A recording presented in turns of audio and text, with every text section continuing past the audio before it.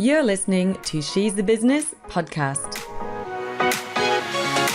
Hello, and I'm here with the lovely Melanie Herschorn from Big Impact Books. Welcome, Melanie. I'm so excited to have you here on the podcast today. Thank you, Jess. I'm so happy to be here. Yeah, that's amazing. Now, we were having a little chat before I hit record, and I understand that you've really recently rebranded your business, but I'd love to hear a bit more about what it is that you do in Big Impact Books. Who do you serve, and how did you get into it? I'm curious about a bit of the backstory. Okay, well, I wish I could say this was a super linear thing. Like one day I graduated college and then I became a publisher. No, not even close. But you can see how I said college, and that's a very American thing to say. Mm-hmm. But I grew up in Canada. I should have said university, but I digress. And I know in Australia you say uni, so I digress. So how I came to be doing what I'm doing is pretty circuitous. I am now a publisher and book marketing strategist, and I help attorneys and business owners write, publish, and market books to really build their brand with something that is a legacy piece, but it's something that is going to serve them for years to come. Mm-hmm. And I started out in celebrity PR in Hollywood. Oh, wow. And then I got a master's in journalism, and I worked as a radio news anchor and reporter. I was laid off when I was 5 months pregnant. And then I went, oh, great. Now what? I am unemployed and unemployable. That was definitely one of those turning points. Mm-hmm. I did work freelance at a newspaper for a year after that. But then we moved to a different state.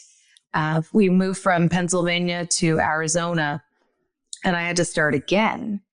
So I thought, well, I could pay a nanny or a babysitter or daycare more money than I'll make as a journalist, or I could do something else. And I had this idea, design and manufacture breastfeeding clothing. Oh, wow. Mm-hmm. Quite different. So, do something totally different, but very needed and relevant. Yes. Yeah, relevant at that point of time in your life as well. Definitely, totally. So I did that for 7 years. I sold my clothes on department store at Nordstrom.com and on Amazon and in boutiques in North America. And then around year 7, I hired somebody to help me with my marketing, and she was toxic. It was bad. She would say to me, gosh, Melanie, are you sure you have a master's degree? You are just so boring when you write. And, ouch. Yes, ouch. And I guess, when you water on a stone, it starts to wear it down. Mm-hmm. And so after a year of this, I closed the business and I said, I can't do this anymore. I need to do something else. So I took some time. Not much time, because I don't like to have grass growing under my feet. And I thought, what can I do now? And I looked at the through line, I should say, of my career. And it's always been to give voice to people who maybe weren't using it, or who maybe felt like they didn't have the ability to amplify their voice. And so marketing then led to publishing, and it makes so much sense because I get to help people take their story and share it and make a difference in their own lives and others with it. Yes, that's amazing. And also incredible to have somebody telling you that you're boring and specifically around how you write, but then to actually take that and have that inner strength to start a business where it's based on writing, which obviously is what you're great at. So, really commend you for that, because I think so many people would have taken that to heart, even though there was someone working for you and clearly less experienced than you in all of those areas. But words do have an impact, don't they? So I really wanted to commend you for that, because that just shows such incredible inner strength. It's amazing. And I so relate to the story of you starting a business that's like totally different and just relevant to life. I had a funny, just total side note tangent, but relatable story, because my first business I started at the time I was getting married, because I was like, why is it so difficult to buy a wedding dress? Like, I do not want to have to go into all of these shops and make an appointment to see the dresses I don't even know if I'm going to like. And it was like this, like, you're killing me. This is so difficult. Why can't I buy or look at, really nice dresses online? And there was just nothing at that time. This was back in 2010. And so I started, I do not sew, but I started a wedding dress business, like online business, where, it was about custom made wedding dresses. And I had people who did sew, who made them. But I was like, it's so random. I'm not even that into weddings or dresses. I just had a massive pain point that I felt at the time, and had a business that I did for about 7 years. So yeah, interesting, right? That is that's so relatable. And it's necessity is the mother of invention. And so obviously you have that entrepreneurial spirit, and it lives strong within you. Yeah, exactly. And it's interesting that I see you then came back to your real value and expertise. Likewise, I did the same, but it's so interesting to have had that experience. And then I now want to talk about what you do now, because I have a few questions around it. So one of the things that stood out to me when you said about who you serve with books is attorneys, which is, fairly specific, being lawyers, and then business owners. And that's obviously broad. So I'm curious about, what is it specifically about attorneys that make them, an ideal client or a key client for you? And I guess I just hadn't thought about attorneys and books in that way before, of them being someone who would write books. And then also, what sort of business owners, because that's so kind of broad, who is it really that you feel like is it the type of person? Is it the stage that they're at? What kind of stories are we sharing? And I've just given you about 10 questions to answer. So I'm sorry. We'll start at the beginning. It's not your fault. It's not your fault. I have, sometimes when people ask me one question, I forget. So I'm really helpful. I will answer. That's okay. I can ask again. So to answer the first question, why attorneys? It kind of gelled with me that I could really help them when I had a meeting with an attorney who had just written a book. And he was telling me it was a disaster from start to finish. Mm-hmm. And I thought, well, that shouldn't happen. And that shouldn't happen. And, all these things shouldn't happen. There's a lot of predatory behavior in the publishing industry. So unfortunately, he fell prey to that. Mm-hmm. And so I said, but he was really onto something. Yeah. And it really inspired me, because I had a family member who had gone through a pretty messy divorce. And I really thought that everything that I watch on television and everything I see in movies is how the law works. If there's a bad guy, he doesn't get the kids. Yeah. But in this case, the bad guy still got the kids. And I went, if I don't know this, then I know there are other people who don't know this. And then I started doing some market research and talking to attorneys. And it's amazing what you can learn from an attorney. And they think that what they're talking about is just so boring and that everybody knows it. And it's not. No. It's not boring. And not everybody knows it. I mean, I'm going to give you an example. And of course, where you live, the laws are different than where I live. Mm-hmm. But common law marriage, for example. Do you know what the rules on common law marriage are? No idea. But do you think you know them? I don't know. What have you? Like, if people live together for a certain amount of time, then it's considered common law marriage. Okay. right? Is that what you heard? Yeah, But I that's not guess. even, that's not right. But that's what everybody here thinks. Right. Okay. And I had a full hour-long conversation with an attorney about what we think and what it is in Mm-hmm. reality. So then I realized, I can really help them bridge that gap. Because when you have a book, you are now instantly credible. You are proving your authority. And it is such a great lead generator because you can send it out to people and then they already know, like, and trust you before they even get on a sales call. Yeah. So Now, to interesting. answer, I remember the other questions about business owners. Like, so, yes. So, the reason I say and business owners is because I mostly help attorneys, but there are always going to be people who say, I'm an attorney, but I want to start a new business. Or I have, I have a coaching business and I really want to write a book. And I'm not going to say no to somebody if the parameters that they, if they fit into the parameters, which are, yes, they have an established business. Mm-hmm.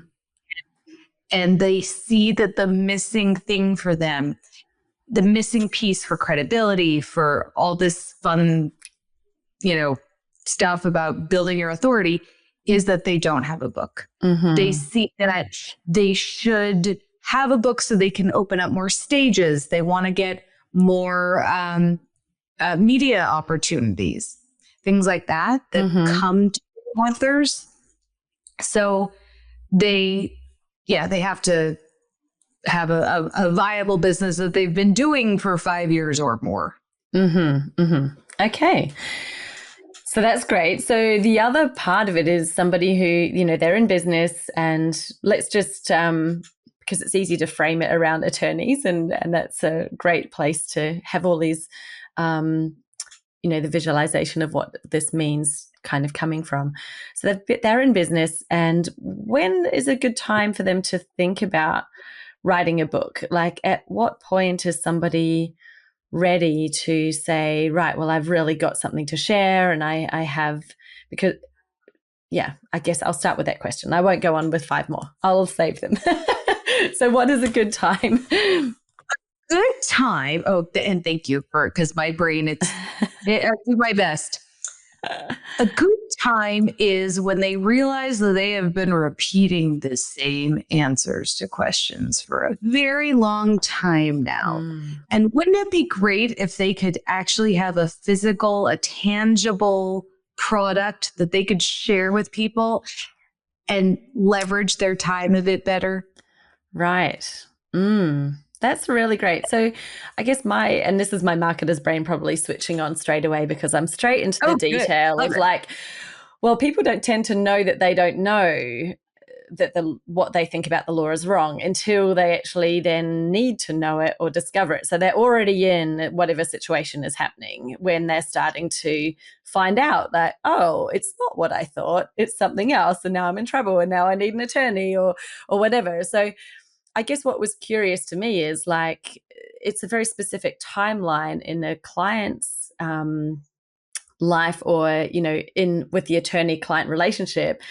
It's like they're needing to know the stuff that's in the book, but they don't even know that they need to know it until they need it, which is when they're just like, I need you right now. So is it like that initial, okay, I'm looking for an attorney to help me in this area? They find someone who has a book, and it's almost like a quick first step to read some of the stuff that they've said about it. So you're thinking, should I go with this person or keep looking for someone else? Is that what we're looking at here?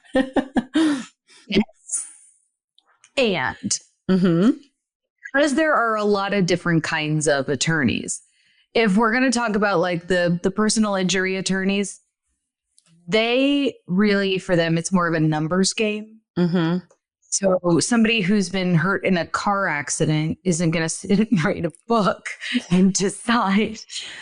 Exactly. Not that I'm laughing at their misfortune, just that I'm laughing at the idea of them having to read a book to decide who they're going to work with. So it's more for, attorneys who work with business owners, attorneys who are in family law, So things that are longer time frames. As entrepreneurs, when we realize we probably should have our IP covered, and we don't realize that it was like, oh, I didn't trademark my business name or whatever. And if you're reading a book from an IP attorney who talks about why you should do it and how you should do it, then you might say, oh, I'm ready to do it. I'm going to call them. Yeah, absolutely. Yeah, I think that's really interesting. And so tell me a bit about, because I know you mentioned you love to help them tell their stories.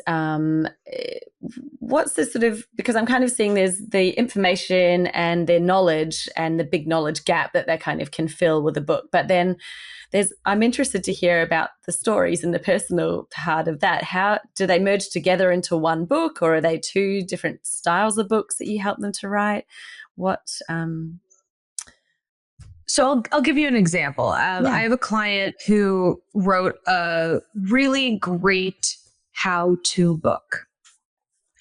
And I read through the first draft and I said, this is a manual. We need stories. Stories about you, stories about clients, of course, changing information. But stories are how we remember things, how we learn. And so it can be, maybe it's an attorney who became an attorney because of something they experienced in their childhood. Well, share about that, because that's relatability. That helps you become memorable. So maybe it may be a how-to, but you need to infuse it with stories about you and about your experiences. And so when I sent it back and I said, insert story here, he sent it back, and now it's a book. It's not like your DVD player manual anymore. Yeah. Which, who has a DVD player anymore anyway? I almost said VCR.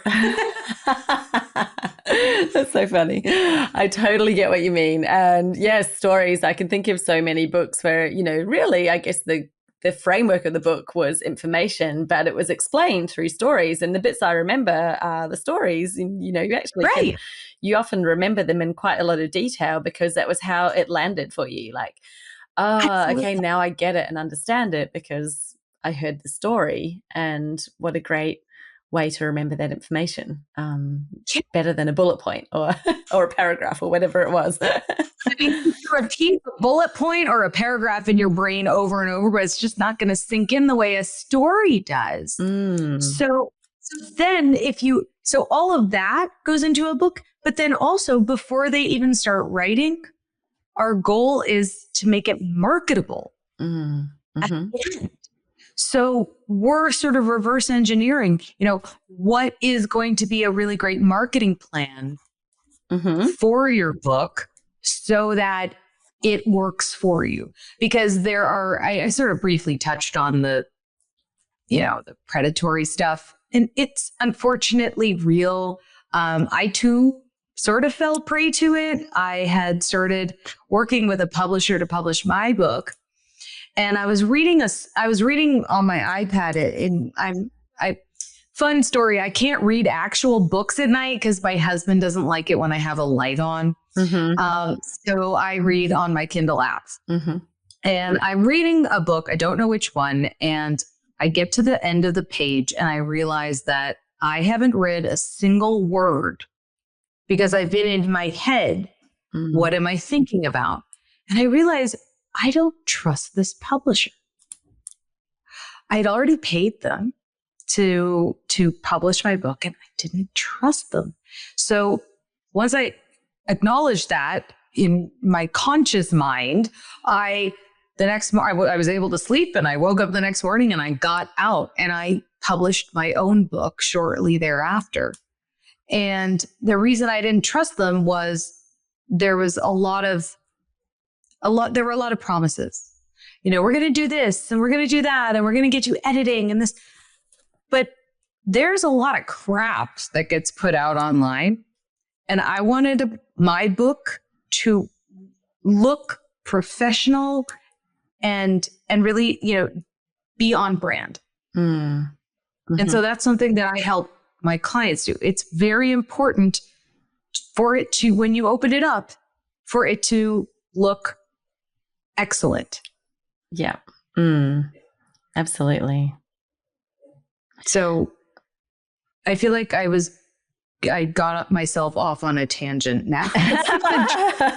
We were talking about your book being marketable, and marketable, yes. That's okay. Right. So all that to say, you wanted to there are a lot of publishers. Thank you. Now I remember. Sorry, it's been a very long day already. There are a lot of publishers who will say, all you need to do is publish a book and it's going to change your life. And I disagree with that, because if you publish a book and nobody knows about it, it's going to just make you really sad and maybe make you feel bad about yourself. But if you publish a book and you have a marketing plan attached to it, and you know how to leverage your book to grow your brand, that's where the magic is. Yeah. I am so glad that you brought that up, because I don't think we see quite as much here as what you see in the States, but I think a lot of people get sold the dream of just publish a book and it's going to give you authority and all this. And I'm like, only if people see it and only if they're reading it. And so, when we actually just tear apart those curtains and look what's behind, it's like, it's not going to work for everybody and in every state that you're in, not state physically in a state in the country, but as in like the stage of business. Like if you have no audience and you write a book, well, who's going to see it and how are you going to get that out there? It will become a great tool, obviously, in time, because you can build that audience, but it's like you can't expect it to be this overnight thing. Like, great, I've published a book, bang, where are all the, where are all my speaking engagements and where are all the sales and the other things come from it, because it doesn't really work like that way. But I think that so often the dream is such a strong one, like how many of us grew up as children. Like I love books. I read books all the time as a kid. And, I think we all, well, I'm going to say a lot of people harbored like a secret desire one day to write their own book, even as a child, right? So I think that can overshadow or mask some of the questions that maybe we should be asking or looking at. So I'm so glad you brought that up, because I was going to ask next, well, thinking about your attorneys and lawyers and like, right, we're going to write a book, but it needs to be marketable. I'd love to get into what does that really mean? Because I'm sure that there's multiple things they could write on. There's multiple things, topics. How do you guide them on selecting the right topic for their book that's actually going to become an asset for them in terms of a lead generation tool and help them to, be seen with authority? Because it's not, I don't think it's just as simple as picking a topic and doing a book, right? No, right. To everything you said before, preach to everything you said. That dream that people prey on it. Yeah. So yes, we are totally tearing back the curtain. Love it. So, okay. So to talk about what to write about. So I often say, let's start with the low hanging fruit. We don't have to overcomplicate things, right?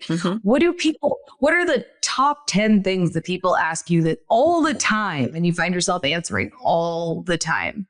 It's funny. I was doing a talk last week and this woman she said, she was absolutely literal with me. She said, does it have to be 10? Because I think I only have 7. I said, no, I'm so glad you said that, because there are no rules. Yep. There are no rules. I just say 10, but it could be 3 and it could be 7. And the reason I like 10 is because 10 is a great number of chapters. Plop in an intro, plop on a finale, and there you go. There's a book. It's not that cut and dry, but so start with that. And think about who you are serving. Who is your audience? What do they need to know about you and from you? How can you serve them so that they are informed to make a great buying decision when they are ready to buy from you? So, fun fact, when I published my book, this lady with a book blog reached out and said, "Hey, can I review your book?" And I was like, "How do you even know I wrote one?" "Okay, great. Yeah, sure." So I was like, wow, that's cool. Somebody I don't know asked to review my book. Well, it wasn't that cool. About 3 months later, I happened to be scrolling Facebook and I saw my book on a post. And I went, what? Okay. So I clicked on it and it was a review of my book. And it was not very nice. Oh, dear. I mean, this woman tore my book apart and then she tore me apart too. Oh. I've never met her. I don't even remember her name. But after spending about 10 minutes sobbing in my car, I thought about it deeply and I went, well, her biggest critique was that my book is meant to drive business. And I thought, but that's exactly what it's supposed to do. So the joke's on her, I guess. Because when you write a book, you can write a book where you tell a story and then hope to sell copies. You can write a book where you are informing people, giving value, but also looking to grow your business. And so that's the kind of book that I help people write unapologetically.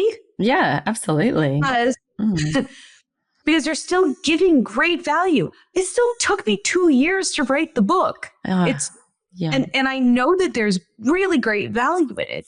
And yes, there are calls to action, because what kind of person in marketing would I be if I didn't take my own advice? So so what you want to write in the book is, as I mentioned, the things that people ask you, you want to give them value, and you want to share how they can work with you. Yeah. Because why not? Why wouldn't you do that? Why would you shoot yourself in the foot and just start, create a book that isn't going to do anything of value for your business? And imagine the person reading it who is thinking, I would love to work with this person. I wonder if they do or not, or could I? Then they've got to go on some giant treasure hunt and find you and go and try to search and find all the things, which no doubt you would have a footprint there. But why make it hard when you can actually tell them how they can find you, tell them where to reach out, make it really easy. It's kind of like, we just have so much information these days and everyone's doing so many things. It's not about that's being pushy. It's actually about making it easy, right? Make it easy for someone who wants to take the next step. If they don't want to, they're just going to gloss over that bit anyway. It's not like it's detracting from the value of the book. The fact that you have an invite there to like, hey, if you'd like to chat about this, here's how you do that. I mean, that to me makes perfect sense. And it's interesting that she saw it in that way and then almost critiqued it. It's like, well, you actually achieved exactly what you set out to do, which is to create a book that clearly had a direct link to your business and it's designed to bring in clients. You're like, win. I achieved my goal. Tick. Thank you for pointing that out, even though she did it in a negative way. Oh, so funny. Yeah, it was, that was a fun day. Yeah. I can imagine some of your clients when you say to them, like, well, write down the top 10 things that people ask you. They're going to go, yeah, but this is all just so obvious or so, boring, or it's not going to make a great book. So I imagine that the first hurdle is overcoming a lot of the doubt and the like, surely that's not book content or book material, or do they even write down some of it because they think, well, everybody knows that. Whereas, as you said before, it's like, well, actually, you know that, but guess what? Most of the people out there in the world don't. Right. Is there any other stuff that comes up that you see as a really common theme, where there's someone who wants to write a book, but then they're really struggling with that initial visualization of what their book actually could be about, and selecting the topic? Yeah, absolutely. Because they do so much, they don't know how to narrow it down. Kind of like your marketing brain. You were all firing on all cylinders when I said business owners, because you went, oh my goodness, that's terrible. You can't narrow that down. If you're trying to serve everybody, you serve nobody. And so I picked that up, and I agree with you. So yeah, I mean, when it's somebody that is, we do everything. How do you do that? Well, I mean, I suppose you could do a chapter on each thing that you do. So that would work. But I think it's a case-by-case basis.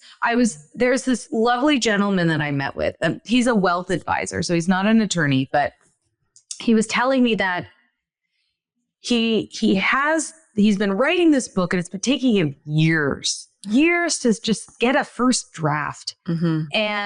And he said, I'm writing it about this particular topic, kind of like a how-to with wealth advising. And I said, okay, cool. What do you normally speak on when you do talks? And he said, well, he starts getting all animated and telling me about this other thing that he does, and how he really bridges the gap for clients, and that's really special to him. And I stopped him and I said, why don't you write your book about that? And he was like, oh, I didn't think about that. People get so stuck in what they think they have to do. Yes. And I'm here to tell you that there is no box. There's no box. Love it. You get to do you. Yeah. But I'm going to give you permission to do it. If you want permission, you have it. It's so interesting that you mentioned a moment ago about people, I guess when they have a business and it's probably successful and they've grown, they help lots of clients. It's like, well, it's not just one thing. There's all these things. And then writing a book where you're trying to encompass everything, it's almost turning into a book about you instead of a book about the person who's going to read it. And so for me, like as a marketer, I'm like, oh, this is the exact same challenge I used to have working with companies doing their websites. And, I'm working in the business, and they'd be like, right. And they're thinking about their website and the information putting out in terms of their internal departments. And I'd be like, guys, stop. No one else cares what our internal departments are. They don't care about any of that. They care about themselves, and they're looking for information that helps them. So let's scrap this. We're going to wipe the whole whiteboard clean. Not about internal departments. That is an intranet. That's an internal website. We're doing a website for people to come and to find stuff and, sign up and become leads and what have you. It is really challenging though, for a lot of people. And so I can kind of hear you with those people like, well, there's so many different things. It's like, well, what if there's one thing that's a bit more passion, that is your value, that is the real thing that you guys do best? And yeah, you might do other stuff. It doesn't mean it all has to be included, right? Like it could be multiple books if you want to, but I think that that's often a challenge I see with people with a lot of experience and a lot of different talent and a lot of knowledge and skills that they have gained over the years is the narrowing, because it feels like you're cutting off parts of, it's the same thing when you're choosing your business and who your ideal client is and your niche. It's like, it's not that you can't help everybody. It's just that there may be some people who you have a stronger alignment with, a stronger connection with, and you can have a higher value offering when you're working with those people, because there's more synergy, right? And it's always the same thing with a book. There's what I'm hearing. I just thought I'd share that little analogy of like, oh, it's the same. You don't have to write the book about everything. Right. I mean, when I was super green as an entrepreneur about 12-ish years ago, I was designing the breastfeeding clothing, and I wrote my business plan, and I Googled how many women in the United States have babies every year. And the answer was 4 million. So I went, oh, good, I have 4 million customers. No. I learned the hard way that no, it's not all 4 million women are going to buy my nursing wear. So yeah, absolutely. You really want to tailor your message. And I think that what makes it, we're basically saying exactly the same thing, that it's really about the messaging. It is the message that you are trying to impart to your prospective client or to current clients to remind them about who you are and why they need to hire you again. Yeah. Yes, I love that. And so when you're thinking about having this book, as you said, like the real key is that it is marketable and it's not just a book that you're publishing. There is a strategy behind it and a purpose for it. What are some of the other things that you see makes a book a real success in terms of a tool for a business, and maybe some of the mistakes or misconceptions that others have? Sure. So I'm going to give you a one-word answer: marketing. Marketing makes it successful. A two-word answer that makes it unsuccessful is no marketing. But I'll go. Love that. Nice and simple. Done. And we're done. And so with success is based on how many people know about the book. It's not based on book sales. I get $7-ish when I sell a book. Ish. That is enough for Starbucks these days. One drink at Starbucks. So, which is great. I'm not knocking it. But it's really about, you send this book out to a prospective client and they sign up with you for a $50,000 program. There, that was it. Boom. Yeah. I know of an author who only published 12 books. She wrote a book, she published it, she printed 12 copies and sent them out and made hundreds of thousands of dollars from 12 books. Wow. That's amazing. Because that's what it is. So the marketing piece that we do, we're helping with a podcast tour and a press release that's going out to the media, and getting book reviews, because those legitimize your book the real way, not fake reviews. I'm not into fake reviews, but just creating a lead magnet so you grow your email list. So you really are getting into the marketing game with the book, because the book itself is a treasure trove of content that you can repurpose forever and forever and forever.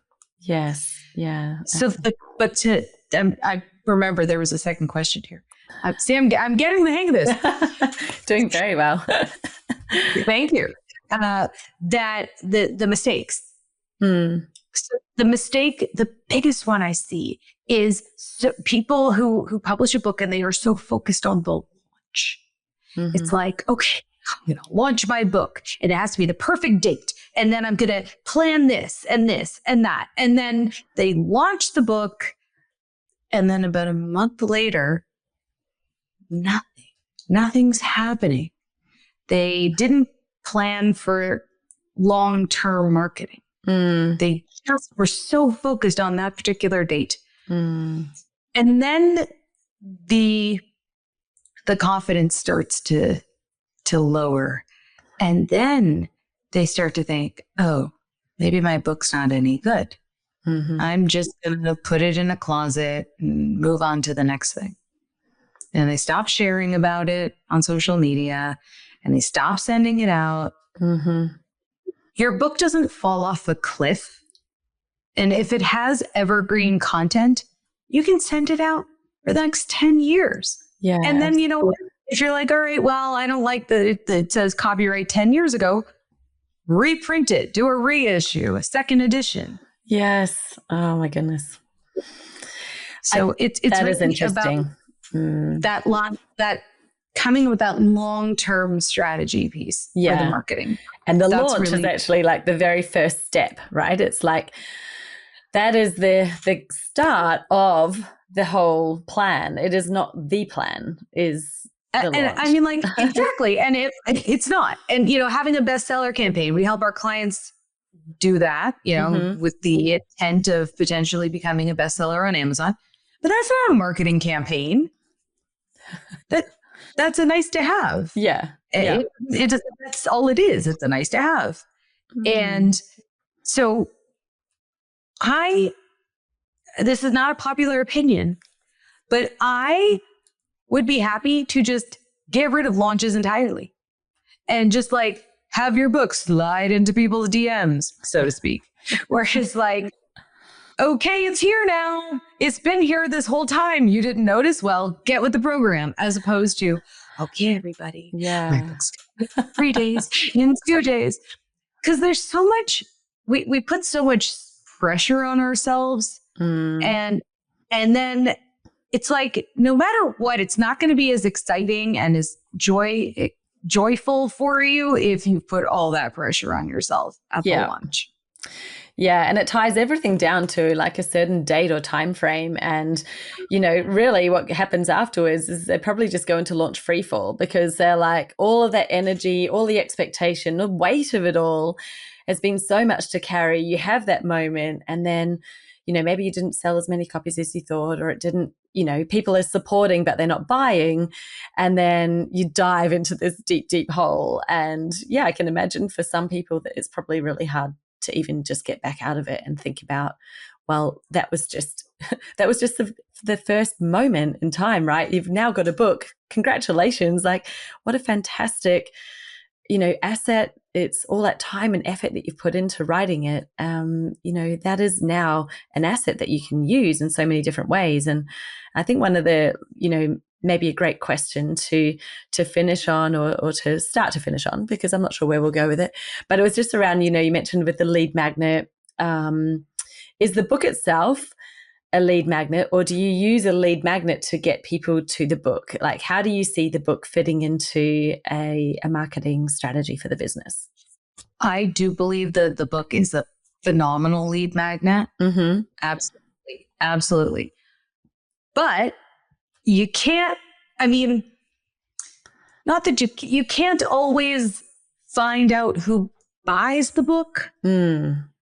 So if you are selling it on Amazon, you don't know who's purchased it. So that's why I like to have a multi-pronged approach. Whereas, you can send out the book to prospects. That's a great lead magnet. Mm-hmm. You can also have bonus content that's available to people who read the book. They're in the book, they're reading the book, and it says, click here and you can get bonus content, or go to this website for bonus content. So that's another great way. Mm.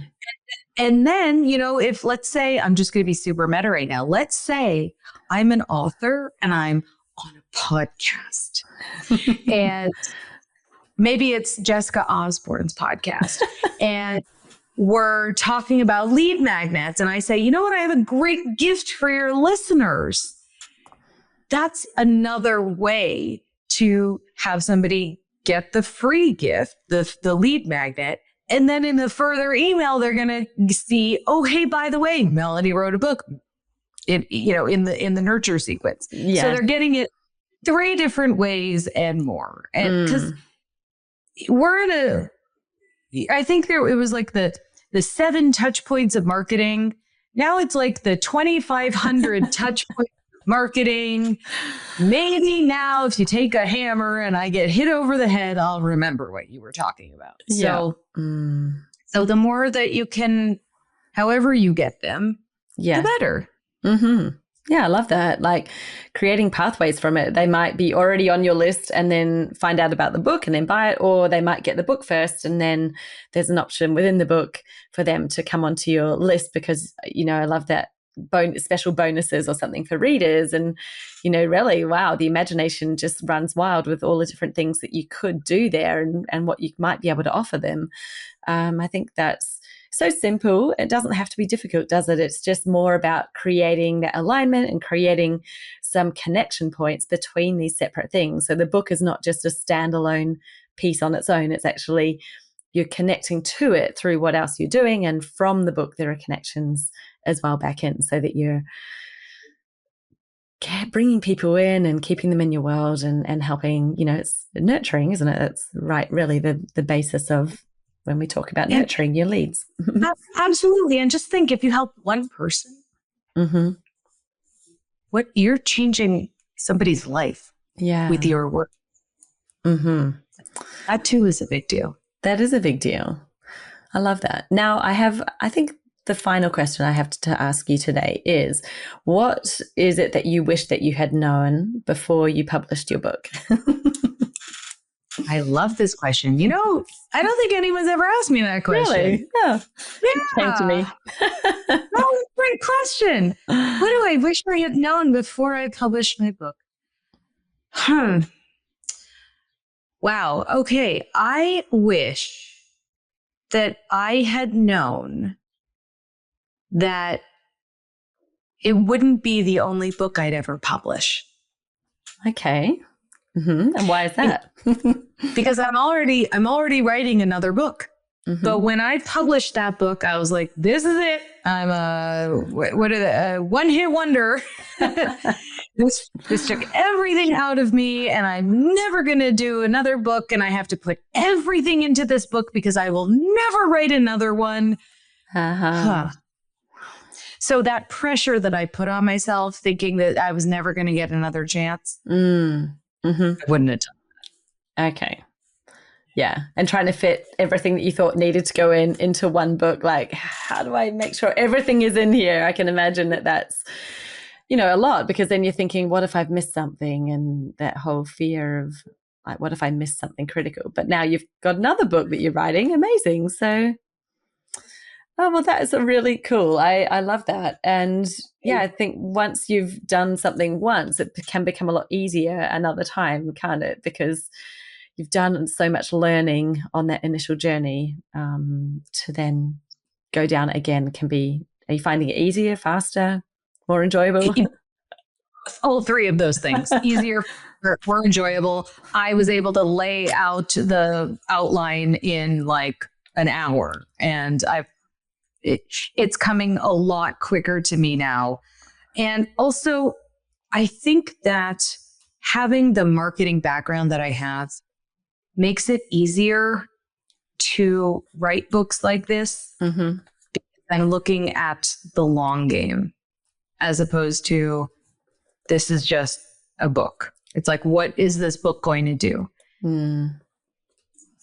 Yeah, I agree. Yeah, and I think that's I don't know whether it's something that's learned. I mean, I only know from my experience as well. It's been many, many, many years, over 20 in marketing. So for me, it's like seeing the connection, seeing the, where this can go, and the future is easy. But I'm not sure that that's always something everybody has. It's because you train your brain to do that over time, right? With experience and understandings of it. So I love that. Thank you so much. Now, if anyone's wanting to find out more because they've been listening, they're thinking, this sounds amazing, I need to look at writing a book that is going to be a really great asset for my business, where can they find you, Mel? Where do you hang out? What's the best place for them to connect? So my website is a great place to start. It's yourbigimpactbook.com. And I'm at Big Impact Books on Instagram and on Facebook, and I'm always on LinkedIn too. So I'm in the places. You're in the places. Amazing. We'll make sure those are all hooked up in the show notes. Thank you so much for your time today. This has been such a fun conversation, and I know we could have taken it so many different places, but I think that luckily you get two marketing girls together and we've got lots that we can talk about. But I think that, it's really given me a lot of insight and clarity into the whole book space. And I really appreciate you sharing your knowledge with us today. Well, thank you so much for the opportunity. This has been fun. Amazing. Thank you, Mel. And we will talk soon, no doubt. And I'm looking forward to seeing you online as well. How about this? You and me, 20 minutes, and you've got the inside scoop on the 5 things that you need to have in your business so that you're easily attracting high-paying, committed clients without doing time-intensive cold outreach or crazy social media schedules or any of this other fluff that can literally keep you busy on the marketing treadmill forever. Well, none of that's really necessary when you've got your strategy dialed in and you've got the right offer for the right clients. Let me show you what it is that you need to have in your business. I've recorded a quick video for you. Head over to jessicaosborne.com/5keys video to get access and watch it now. 20 minutes and you're done. How good is that? Chat soon. Bye.